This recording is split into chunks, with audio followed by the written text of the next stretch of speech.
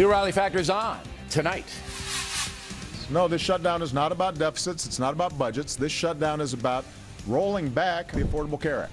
This, more than anything else, seems to be what the Republican Party stands for these days.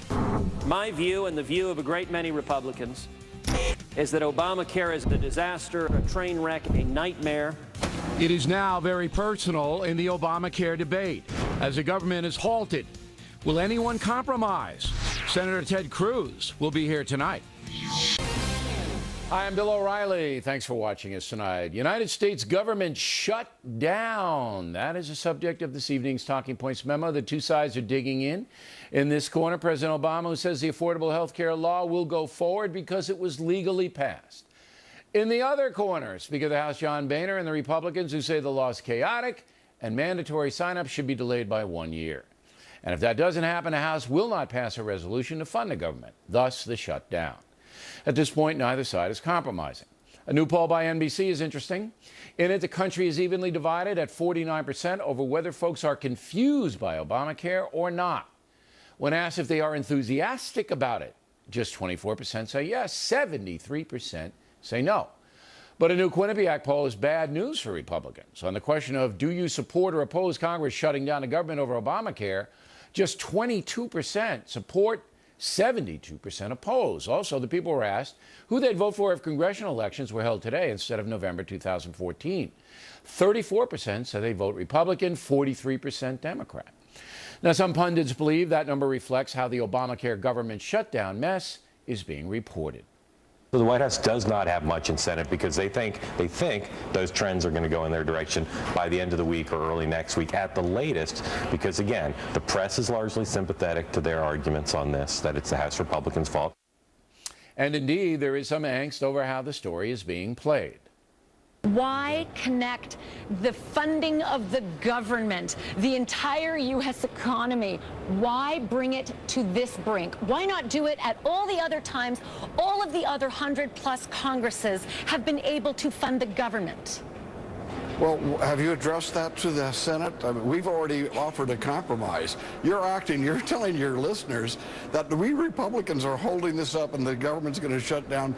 We have actually reached out to the Democrats with a compromise position. Congressman, that's not fair. Don't you dare put this back on me. You know full well, you know full well you attached Obamacare and defunding it. Am I a guest on the news show or am I here to listen to the tirade? You cannot make something up. Am I a guest on your news show or are you here to give us a tirade?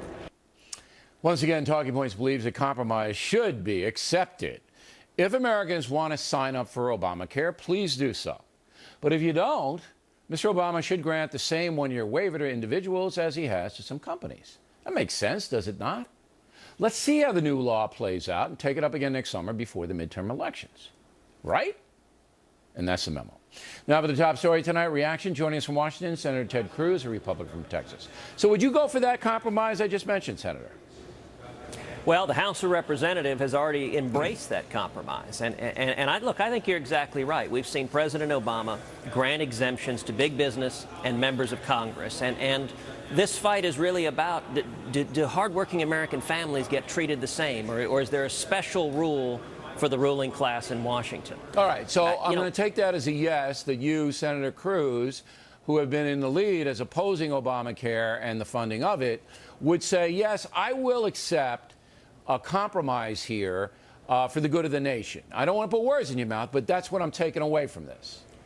Well, let me point out, Bill, 4 times already the House of Representatives has offered compromises. It's compromised over and over and over again, sent over bills to the Senate that fund the whole federal government, but also mitigate the harms of Obamacare. And 4 times Harry Reid has said no compromise, no negotiation, absolutely nothing. In fact, it's being reported Harry Reid urged the president, don't even talk to congressional leaders. He can talk to Iran, but don't talk to congressional leaders. Right now, it's one side that's refusing to compromise, and that is Harry Reid and the Democrats. But the reality is that one side is being perceived by the American public, if you believe the polls, as the reasonable side. So what I suggest to you and the Republican Party is that you take this compromise. I'd strip out the congressional stuff, by the way.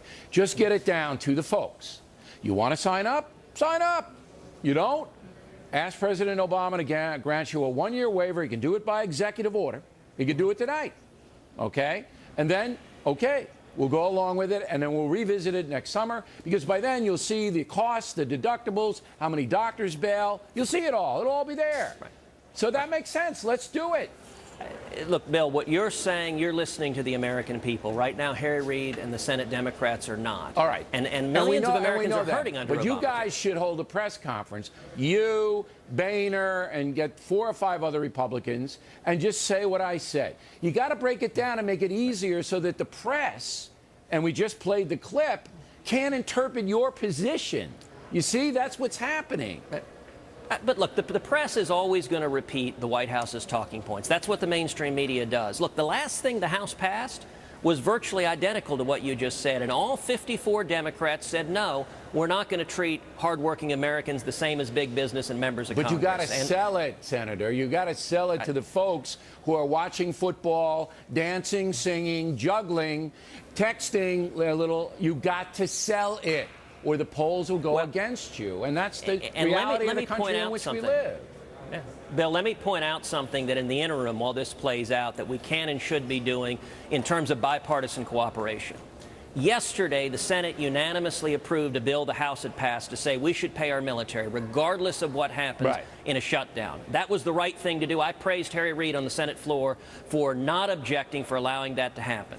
Now, yesterday, President Obama gave a long speech where he talked about all the things that were going to lose funding during a shutdown.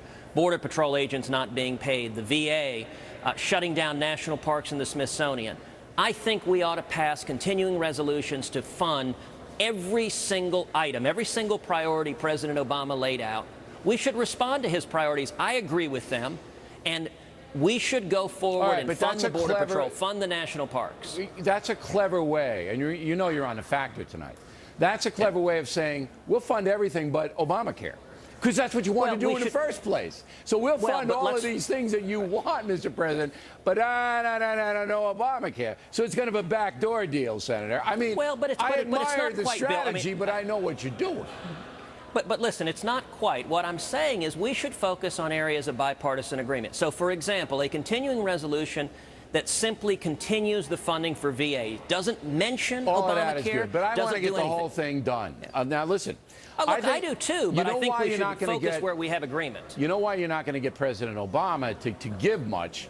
And this would have to come from the Senate. It's not going to come from the president, but he could be persuaded if Harry Reid and those people would say, hey, you got to do this. It's Syria. See, he backed off on Syria, and he looked weak. If he backs down from Ted Cruz, you know what's going to happen. He's not going to back down. It's you and him. Mano a mano. This is a macho thing. You know what this is.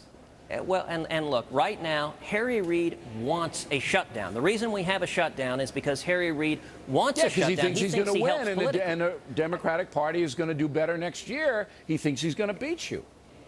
But you know what? Millions of Americans right now are hurting with Obamacare. They're losing their jobs. They're being pushed into part-time work. You know, I agree with James Hoffa, the president of the Teamsters, who said Obamacare is destroying the health care, and he used the word destroying, of millions of hardworking Americans. But the polls haven't caught up to you yet. The polls still say most of the folks are blaming Republicans. So I think you guys should do some PR here, and find, as you said, find a way to get Reid to come on over, because they don't lose anything by giving the folks a waiver for a year. They don't. You still got your law. We'll see how it shakes out. It's best for the folks. Last word, Senator. But he's refused to grant a waiver to people. I think we ought to, at a minimum, today, fund the VA, fund the national parks, fund NASA, fund the Border Patrol. And if Harry Reid wants to stand up and object, say he wants to shut down the VA, then let him defend it. I think that's wrong. We need to listen to the American people, and we need to fix this train wreck that is Obamacare. All right. Senator, we appreciate you coming on The Factor. Good to see you.